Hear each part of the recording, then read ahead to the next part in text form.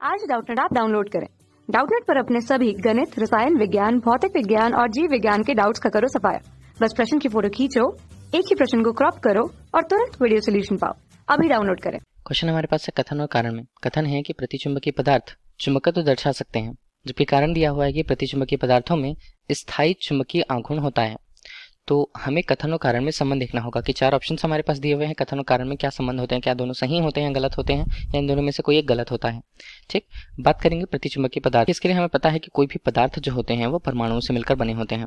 और अगर हम प्रतिचुंबकीय पदार्थों की या पदार्थों में जो मूलभूत परमाणुओं से मिलकर बने हैं उसकी बात करेंगे, तो पदार्थ है परमाणु से मिलकर बने होते हैं। और जिन पदार्थों के परमाणुओं में इलेक्ट्रॉन की संख्या, परमाणुओं में इलेक्ट्रॉन्स जो हैं अगर सम संख्या में उपस्थित होते हैं, ठीक है, तो अगर ये मान लीजिए सम संख्या में उपस्थित होंगे और अगर हम प्रत्येक परमाणु की बात करते हैं, ठीक है, तो प्रत्येक परमाणु में दो दो इलेक्ट्रॉन्स की जोड़ियां होती हैं, दो इलेक्ट्रॉन्स की जोड़ियां होती हैं। अब देखिए इसमें होता क्या है, प्रत्येक जोड़ियां जो होती हैं, देखिए परमाणु में दो इलेक्ट्रॉन की जोड़ियां होती हैं, हमने बता दिया, और प्रत्येक जो जोड़ियां होती हैं उसमें इलेक्ट्रॉन युग्म हम उसे कहते हैं, उनका चक्रण अलग अलग होता है, मतलब चक्रण की दिशा अलग अलग होती है। तो चक्रण की दिशा अगर अलग अलग हो तो प्रत्येक दिशा के लिए चुंबकीय आघूर्ण जो निर्मित होता है वो एक दिशा में होता है, और दूसरे युग्म के लिए चुंबकीय आघूर्ण की दिशा विपरीत दिशा पर होती है। क्योंकि परमाणुओं में इलेक्ट्रॉन के संगत अगर हम चुंबकीय आघूर्ण के परिमाण की बात करें तो चुंबकीय आघूर्ण के परिमाण समान होते हैं, लेकिन उनके चक्रण विपरीत होने के कारण उनकी दिशाएं, चुंबकीय आघूर्ण की दिशाएं अलग अलग होती हैं, और प्रत्येक युग्म दूसरे युग्म के लिए उसके चुंबकीय आघूर्ण को निरस्त कर देते हैं। इस प्रकार से जो प्रत्येक परमाणु होते हैं, यहाँ फिर से हम बात करेंगे प्रत्येक परमाणु की, प्रतिचुंबकीय पदार्थ में प्रत्येक चुंबकीय आघूर्ण का मान 0 होता है।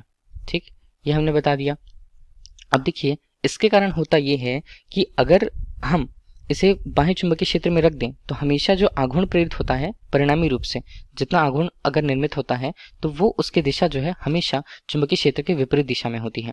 तो चुंबकत्व गुण हम उसे ही कहते हैं अगर वो पदार्थ को आकर्षित करे या पदार्थ को प्रतिकर्षित करे, तो कुल मिलाकर के हम इसे चुंबकत्व के गुण कहेंगे। अब प्रतिचुंबकीय पदार्थ जो है बाह्य चुंबकीय क्षेत्र की उपस्थिति में उनकी दिशाएं विपरीत हो जाती हैं, चुंबकत्व की जो दिशा है वो विपरीत हो जाती है। तो इस तरह से अगर कथन ये बोला गया है कि चुंबकत्व केवल दर्शा सकते हैं तो हाँ ये सही होता है, जबकि कारण क्या दिया हुआ है कि प्रतिचुंबकीय पदार्थों में स्थायी चुंबकीय आघूर्ण होता है। हमने कहा था कि प्रत्येक परमाणु के लिए मिलाकर के अगर देखा जाए तो चुंबकीय आघूर्ण का मान कुल मिलाकर के क्या होता है, 0 होता है। तो कारण यहाँ पर गलत होगा, कथन सही है, कारण गलत है, ऑप्शन नंबर सी यहाँ पर करेक्ट होगा। Thank you. कक्षा 6 से 12वीं से लेकर नीट, IIT, JEE वो एडवांस के लेवल तक 1 करोड़ से ज्यादा छात्रों का भरोसा। आज ही डाउनलोड करें डाउटनेट ऐप या व्हाट्सएप करें अपने सारे डाउट्स 8400 400 400 पर।